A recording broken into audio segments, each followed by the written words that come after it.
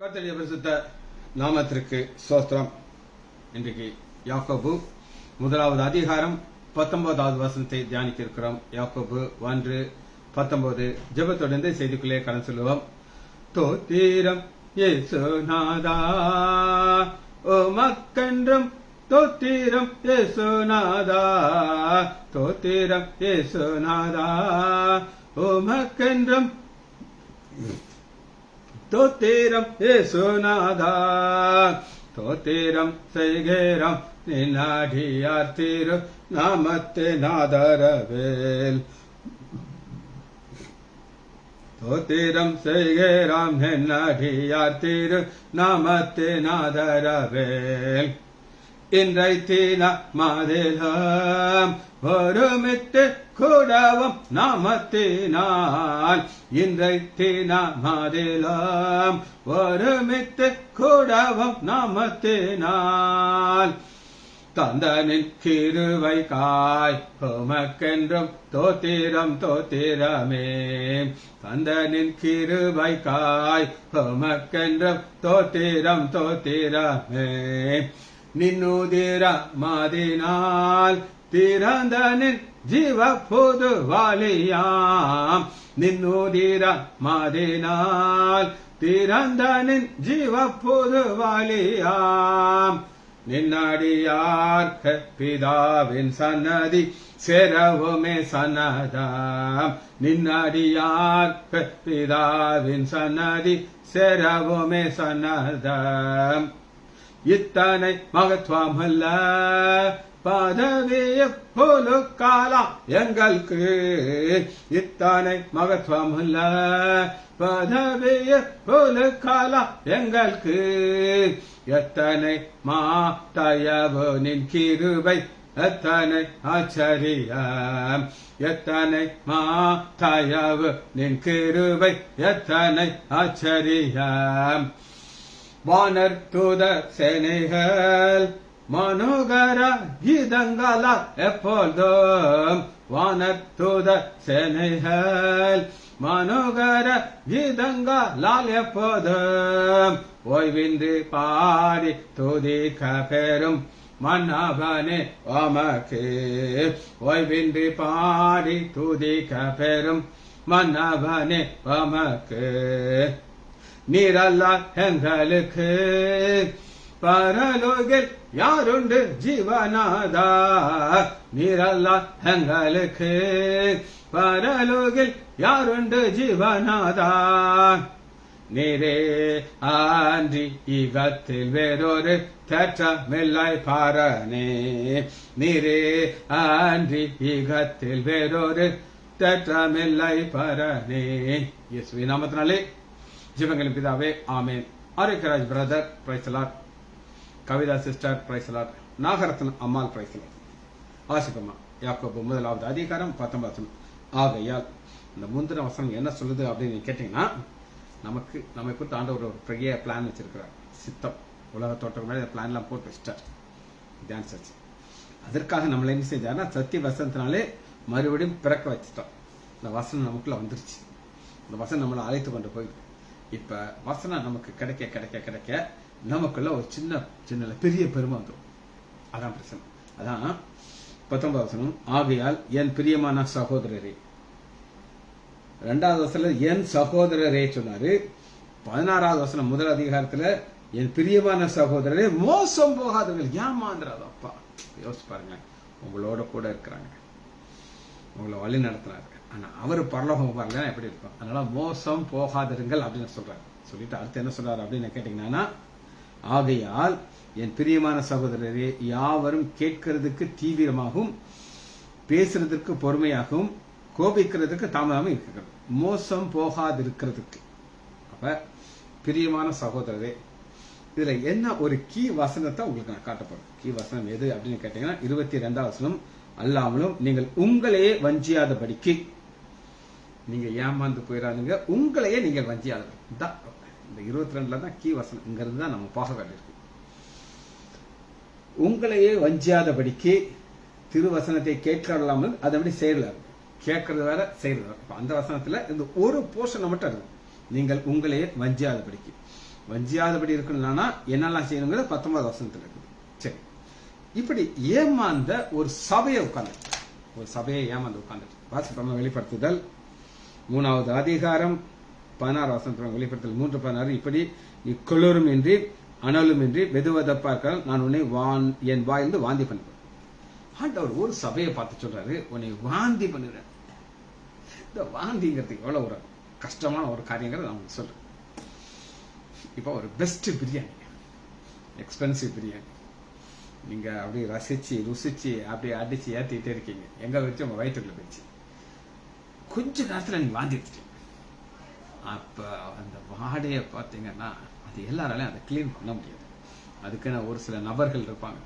அக்காவை கூப்பிடு, அக்கா வந்துதான் அதை கிளீன் பண்ணணும். இதுதான் வாந்தி பண்றது. அப்ப ஆண்டவர் யாரை பார்த்து சொல்லுகிறார்? இதான் முக்கியம்.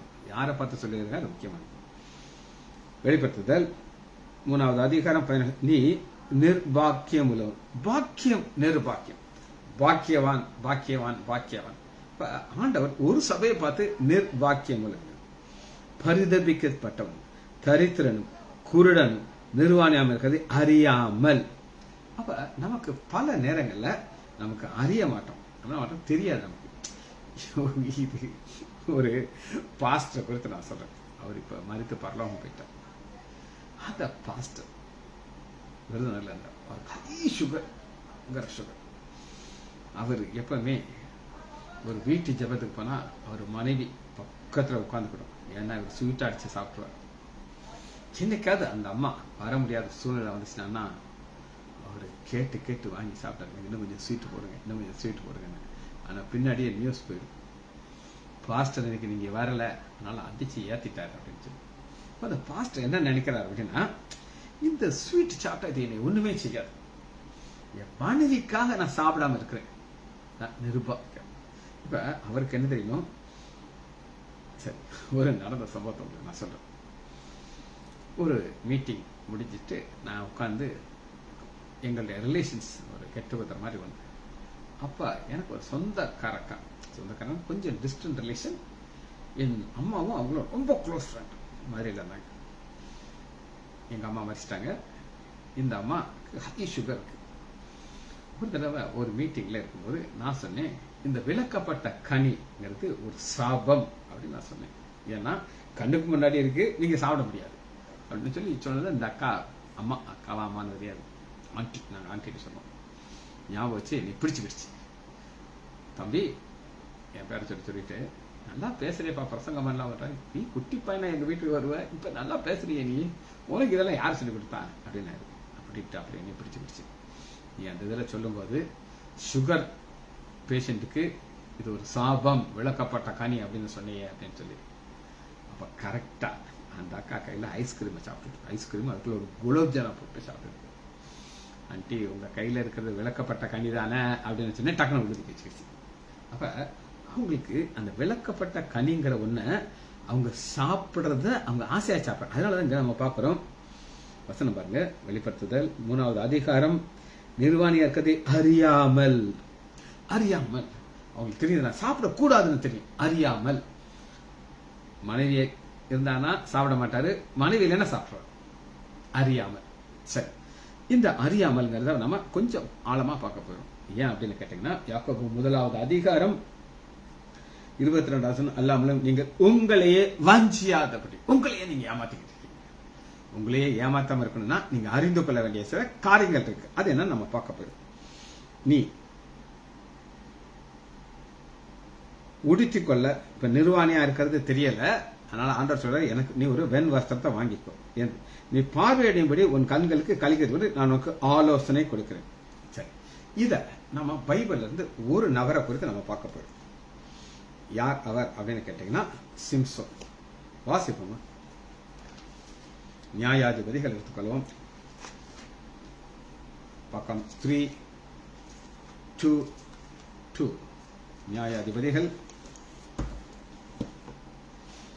13வது அதிகாரம் 2வது வசனம். இப்ப ஒரு தம்பதியா இருக்காங்க, கணவன் மனைவி. அவங்களுக்கு பிள்ளை இல்லை. இந்த பிள்ளை இல்லைன்னா அது எவ்வளவு வருத்தமான காரியம் தெரியுமா? அதாவது பிள்ளை உங்களுக்கு உடனே குழந்தை பிறந்துச்சுன்னா அதனுடைய வேல்யூ தெரியாது. ஆனா காத்திருந்து காத்திருந்து காத்திருந்து அப்புறம் ஒரு குழந்தை பிறந்தானா உங்களுக்கு பயங்கர ஆச்சரியமா இருக்கும். அதுபோல இங்க ஒரு தம்பதியருக்கு பிள்ளை. 2வது வசனம், மனோவா அவன் மனைவி பிள்ளை பெறாத மறடியா இருந்தார்.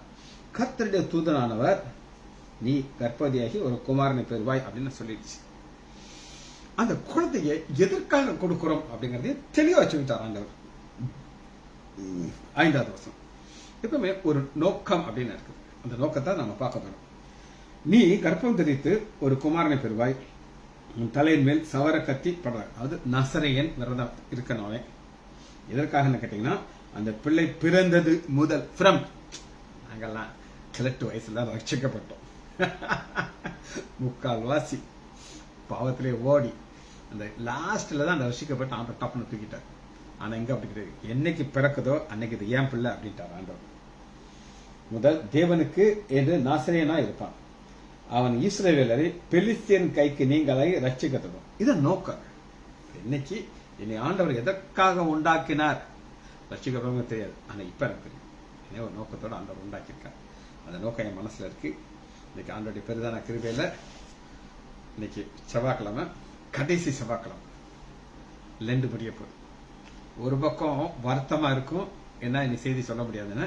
இன்னொரு பக்கம் சந்தோஷமா இருக்கும், நான்வெஜ் சாப்பிடலாம்.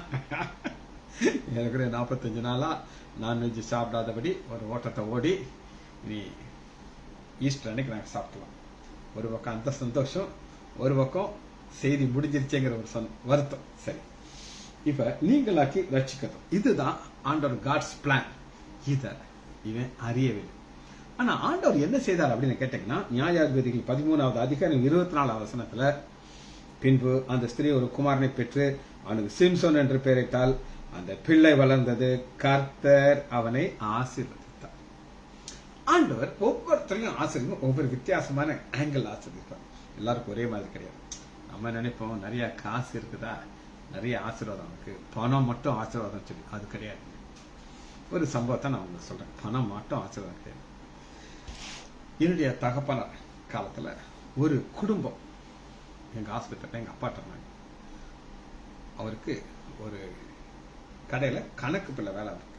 கணக்கு பிள்ளை வேலை அவருக்கு நிறைய பிள்ளைகள், ஆம்பளை பிள்ளைகளும் நிறைய, பொம்பளை பிள்ளைகள் நிறைய. அந்த அம்மாட்ட காசு இருக்காது. பிள்ளைகளை கூட்டிட்டு வருவாங்க. கூட்டிட்டு வந்து அந்த அம்மா ஒன்னு சொல்லு எங்க அப்பாட்ட, சார் இந்த தீபாவளி போனஸ் கொடுப்பாங்கல்ல சார், அன்னைக்கு உங்க கணக்கெல்லாம் நான் செட்டில் பண்ணிடுறேன். எங்க அப்பா சிரிச்சுட்டு நான் காசு கட்டேனா, பிள்ளைகளை கஷ்டப்பட்டு வளர்க்குறாமா, நீ வள, ஒன்றும் கவலைப்படாத அப்படி எங்க அப்பா அனுப்பிவிட்டார். காலை சக்கரம் சுத்துது. இந்த பசங்க எல்லாம் கொஞ்சம் கொஞ்சமா தலையெடுக்கிறாங்க. தலையெடுத்து இவங்க பிசினஸ் பண்ண ஆரம்பிக்கிறாங்க. பிசினஸ் பண்ண ஆரம்பிச்சாங்கன்னா பிசினஸ் பண்றாங்க அநியாயத்துக்கு சம்பாதிக்க ஆரம்பிச்சிட்டாங்க. ஒரு நாள் அவர் என்கிட்ட சொல்றாரு, இந்த மூத்தவர் என்ன சொல்றாரு அப்படின்னு கேட்டீங்கன்னா, சார் நீங்க சினிமா இல்ல, எங்க சினிமா இல்ல, அப்படி பண்ண அப்படி கட்டுக்கட்டா இருக்கும் பாத்தீங்களா, அது சினிமால எங்க வீட்டுல இருக்கும் சார். அப்படி நாங்க கலெக்ஷன் போயிட்டு வந்தாச்சுன்னா கட்டுக்கட்டா நாங்க அடிக்க வச்சிருக்கோம். கணக்கு போட்டு பண்டல் போட்டுக்கிட்டே இருக்கோம். அவர் எனக்கு சொன்னார். ஆனா அவர் சொல்றாரு, சார் ஒரு காலத்துல எங்களுக்கு பணம் இல்லை, அன்னைக்கு பணம் இல்லைங்கிற ஒரு கவலை தான் இருந்துச்சு, நல்லா சந்தோஷமா இருக்கணும். ஆனா இப்ப எங்களுக்கு பணம் கூடிருச்சு. இப்ப திடீர்னு நைட்ல ஒரு போன் வரும், அண்ணாச்சி உங்க லாரி ஆக்சிடென்ட் ஆகி கிளீனரும் டிரைவரும் செத்து போயிட்டாங்க அப்படின்னு நியூஸ் வரும். அன்னைக்கு எனக்கு நிம்மதி போகும். ஒரு வருஷத்துக்கு அது அப்படி போகும். அன்னைக்கு ராத்திரியே அந்த டிரைவருடைய மனைவியும் அந்த கிளீனருடைய மனைவி எங்க வீட்டுக்கு முன்னாடி வந்து கதறி அழுவாங்க. அப்புறம் கோர்ட்டு கேஸு போலீஸு அலையணும். இதான் டாக்டர், பணம் வந்தாச்சுன்னா இதான் நடக்கும் அப்படின்னு சொல்லி, இங்க ஆண்டவர் சிம்சோனா பணத்தை கொடுத்து ஆசீர்வதிக்கல, பலத்தை கொடுக்கிறார். ஸ்ட்ரென்த், அது யாருக்குமே இல்லாத ஒரு விசேஷமான ஒரு ஸ்ட்ரென்த்தை கொடுக்கிறார். அந்த ஸ்ட்ரென்த்தை எதுக்காக கொடுத்தாருன்னா, பெலிஸ்தியர்ல ரட்சிக்கணும் சொல்லி.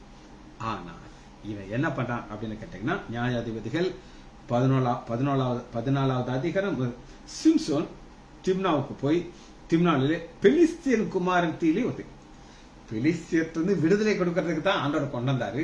இவன் அறியணும்.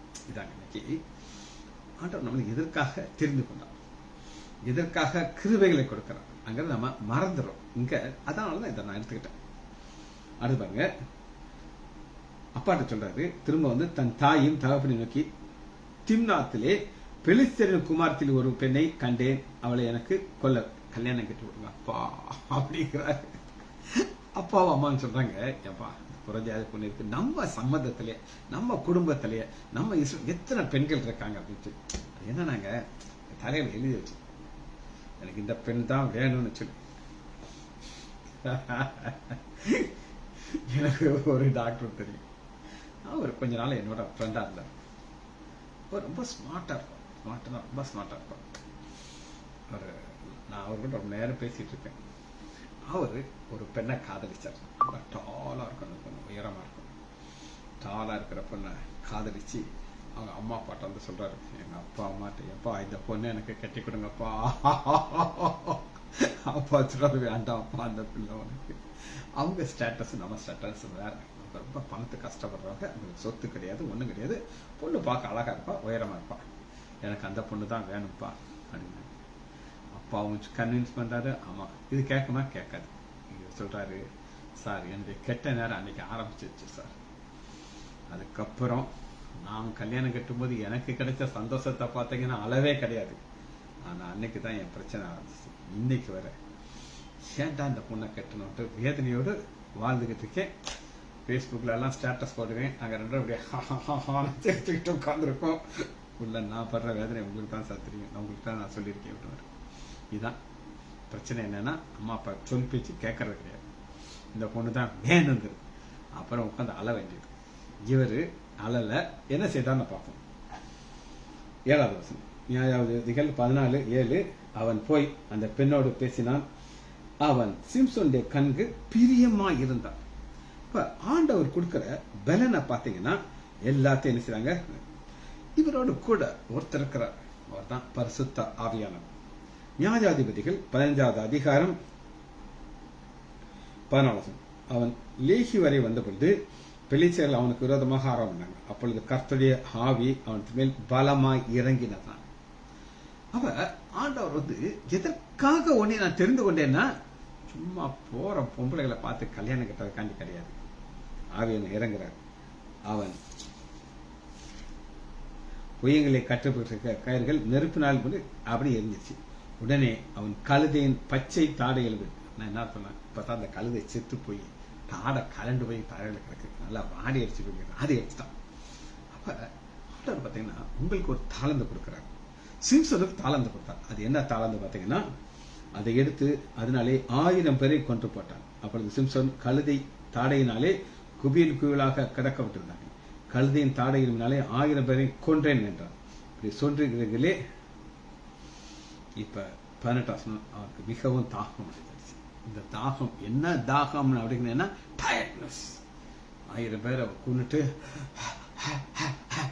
நாக்கெல்லாம் தள்ளிக்கிட்டு கிடக்குது. அவன் மிகவும் தாகம் வேண்டது. கர்த்தரை நோக்கி கூப்பிட்டு, தேவரீர் உமது அடியனுக்கு கையினாலே இந்த பெரிய ரட்சிப்பை கட்டளையிட்டு இருக்கிற, இப்பொழுது நான் தாகத்தினாலே செத்து விருத்த சேதனமில்லாத கேள்வி நான் வாழ வேண்டும்.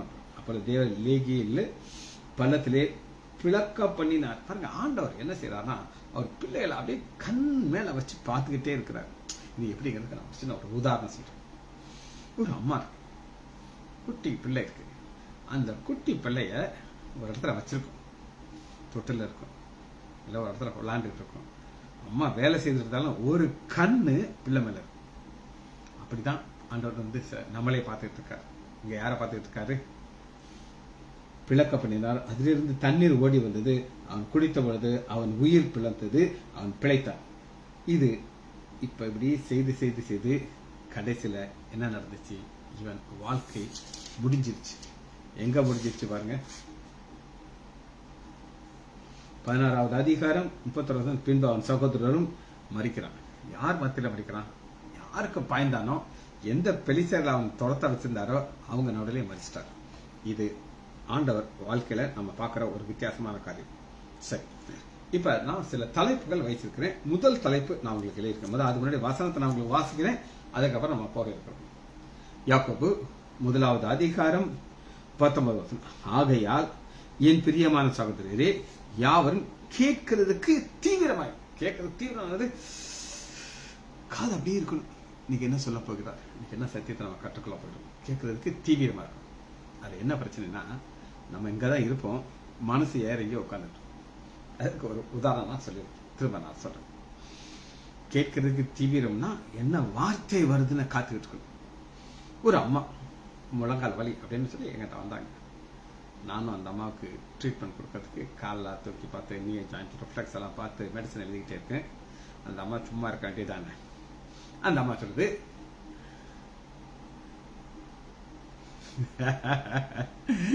ரைட், இப்ப அந்த அம்மா சும்மா இருக்க வேண்டியதானே. அது சொல்லுது, என்னுடைய கணவன் பெந்தேகோஸ்து பாஸ்டர், ஒரு பையன் வாலிப பையன், இவன் எங்களுடைய ஆலயத்துல எங்க பையன், இவன் தான் அந்த காட்சியை போடுவார் அப்படின்னாரு.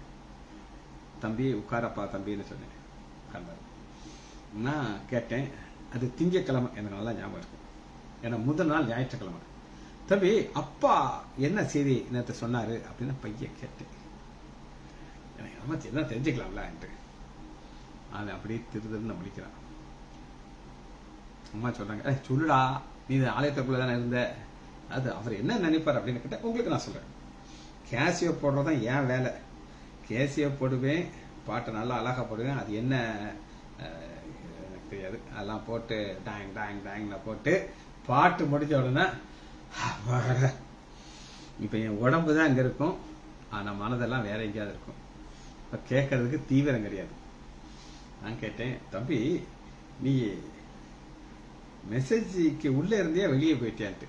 உள்ளதான் இருந்தேன்ப்பா டாக்டர் அப்படின்னா. அவர் உள்ளதான் இருக்காரு, ஆனா காதுல போன்ல வேறதான் வைக்க மாட்டாரு, மைண்ட் வேற எங்கேயாவது இருக்கு.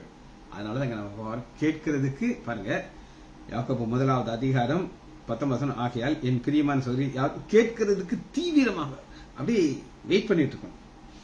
எதை கேட்கறதுக்கு தீவிரமா இருக்கணும்னு கேட்டீங்கன்னா 21 ரட்சிக்க வல்லமை உள்ள வசனத்தை, வல்லமை உள்ள வசனங்க.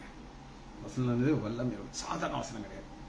எல்லா பாஸ்டும் இந்த பாஸ்டும் இருந்தாலும் கட்டாயம் ஒரு வசனத்தை வச்சுதான் செய்தி சொல்லணும். இப்ப நான் ஒரு வசனத்தை வச்சு செய்தி நான் சொல்றேன். அப்ப அந்த வசனத்துக்கு பேர் என்னன்னா வல்லமை உள்ள வசனம். இந்த வல்லமை உள்ள வசனத்தை நம்ம கேட்கறத குறித்து நம்முடைய ஆண்டவராகிய இயேசு கிறிஸ்து என்ன சொன்னார்ங்கிறத நம்ம பார்க்க போயிடும். சரி, சின்ன ஸ்டடி, ஆழமான ஸ்டடி. மத்தேயு 13 அதிகாரம் 9 வசனத்துல பார்க்கணும். இப்ப ஆண்டவர் ஓமையை சொல்றாரு. ஓமையை எப்படி சொல்றாரு அப்படின்னு கேட்டீங்கன்னா, அந்த ஊர் மக்கள் புரிந்து கொள்றாப்ல ஒண்ணு சொல்லுவார். அந்த ஊர் மக்கள், இப்ப நான் உங்களுக்கு ஒரு உதாரணத்தை எப்படி சொல்லணும்னா, புரியுறாப்புல சில இன்டைரக்டா சொல்லுவேன். அதாவது பேரை சொல்ல மாட்டேன். ஏன் சொல்லனா அவங்க வருத்தப்படக்கூடாது. சரி, வாசிப்போமா. விதையை விதைக்கிற போறாங்க. 9 கேட்கிறதுக்கு காது உள்ளவன் கேட்க கடவுள். கேட்கறதுக்கு காது, எல்லாருக்கும் காது இருக்கு. நான் ஒரு தம்பியை சொன்னேன், பெந்தேகோஸ்து சபையில அப்பா இருக்காரு. ஞாயிற்றுக்கிழமை ஆராதனையில இவர் கேசியோ போடுறாரு. கேசியோ போட்டு முடிச்ச உடனே அவரு காது ஆஃப் ஆயிரும். அப்பா என்ன சொல்றாருன்னு அவருக்கு தெரியாது. ஆனா இங்க நம்ம பாக்கிறோம் 10 அப்பொழுது சீஷர்கள் அவரிடத்திலே ஏன் அவர்களோடு ஓமைகளா பேசணும். அப்பொழுது அவர் பிரதித்திரமாக பரலோக ராஜ்யத்தின் ரகசியங்கள் அறிம்படி உங்களுக்கு அருளப்பட்டது அவர்களுக்கு, உங்களுக்கு அவர்களுக்கு. 2 கூட்டம் இருக்கிறாங்க. 2 கூட்டம் எங்க இருக்காங்க? அங்கதான் இருக்காங்க. ஒரு கூட்டத்தாருக்கு அருளப்படவில்லை. அவங்க காது ஆஃப் ஆயிடும். ஏன் ஆஃப் ஆகுது எனக்கு தெரியாது. சரி, இப்ப 37 வசனம் வாசிப்போம். 13:37. அவர் பிரதித்திரமாக நல்ல விதையை விதைக்கிறோம் மனுஷகுமாரன்.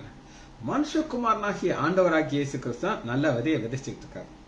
ஆனா இந்த விதையில பிரச்சனை இல்ல, நிலத்துலதான் பிரச்சனை. இங்க 4 வகையான இருதயத்தை பார்க்கிறோம். 4 different hearts. முதல் இருதயம் ஹார்ட் ஹார்ட். ஹார்ட் ஹார்ட் வாசிப்போமா. 13 அதிகாரம்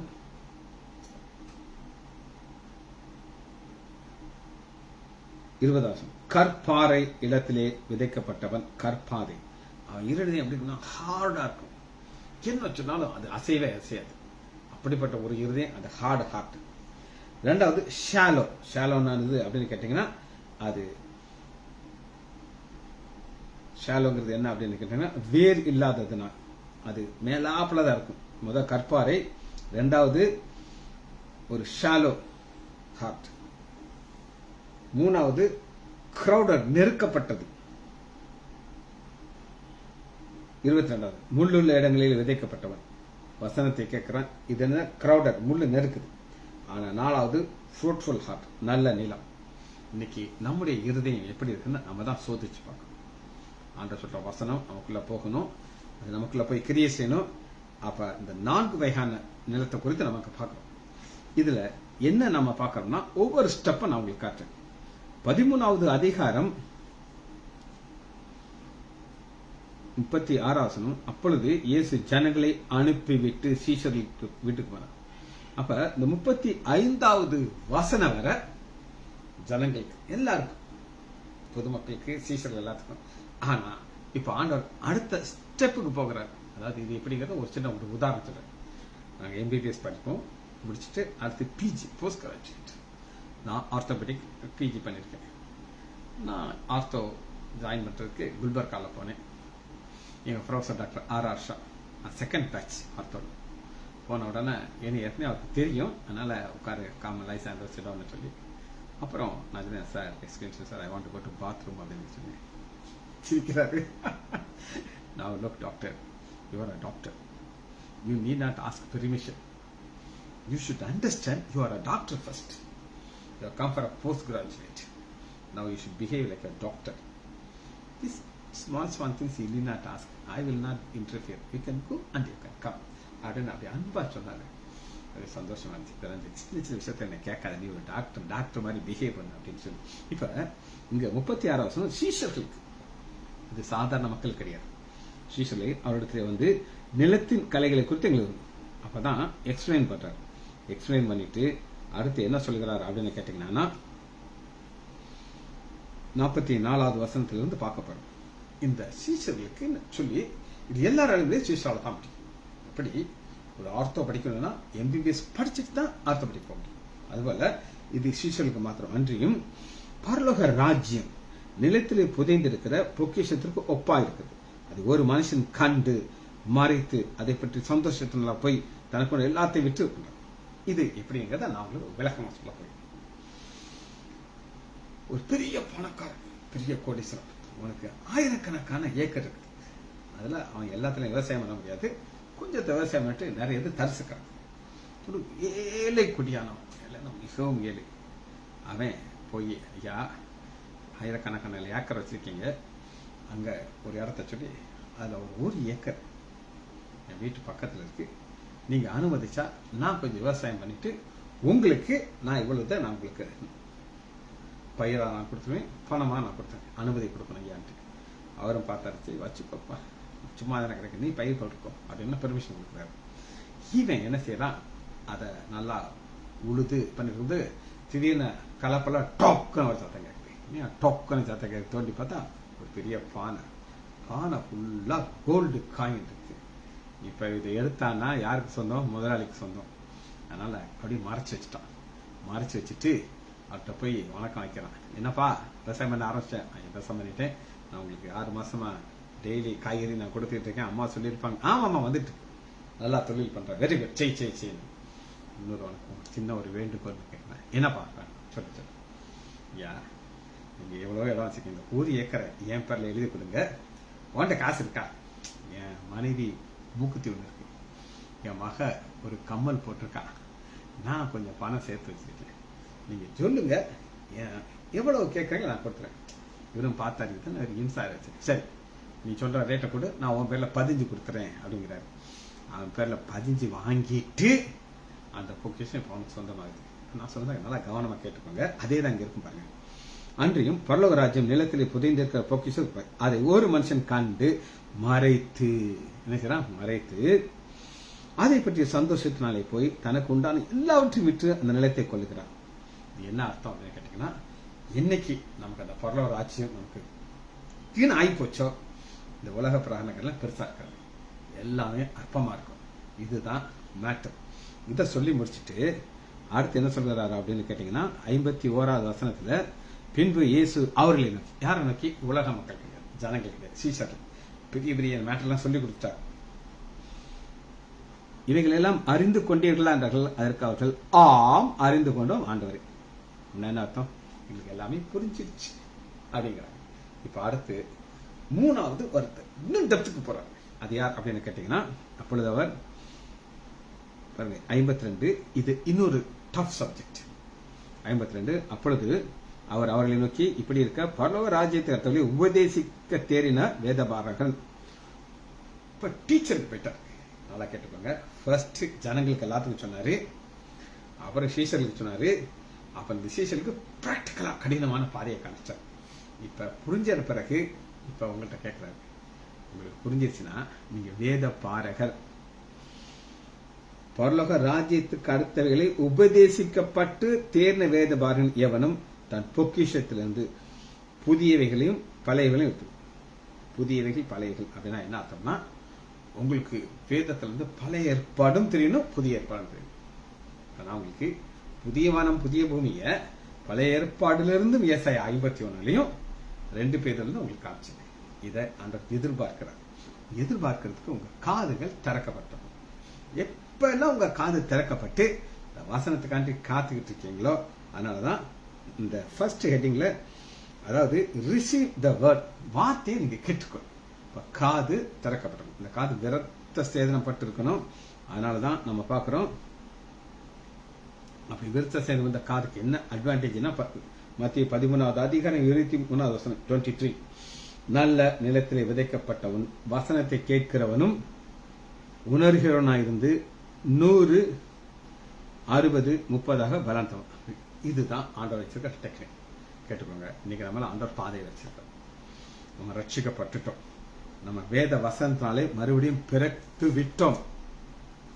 யாக்கோபு 1வது அதிகாரம் 18வது வசனம், அவர் சித்தம் கொண்டு, என்ன சித்தம் சொல்லுங்க, உளையான சேத்துல வாழ்ந்த என்னையை தூக்கி எடுத்தார், கழுவினார், ஒரு தாளந்த கொடுத்தார், கிருபைகளை கொடுத்தார், அந்த பாதையில ஓட வைக்கிறார். சித்தம் கொண்டு தம்முடைய சிருஷ்டிகளிலே நாம் முதல் பலனா இருக்குது. சிருஷ்டிகளிலே முதல் பலன் அப்படின்னா என்ன அர்த்தம் அப்படின்னு கேட்டீங்கன்னா, இன்னைக்கு உலகத்துல எத்தனையோ கோடீஸ்வரர்கள் இருக்காங்க. அம்பானி, எத்தனையோ ராஜாக்கள், டாப் பீப்புள் இருக்காங்க. ஆனா அவங்களுக்கு இந்த ஆசீர்வாதம் கிடையாது.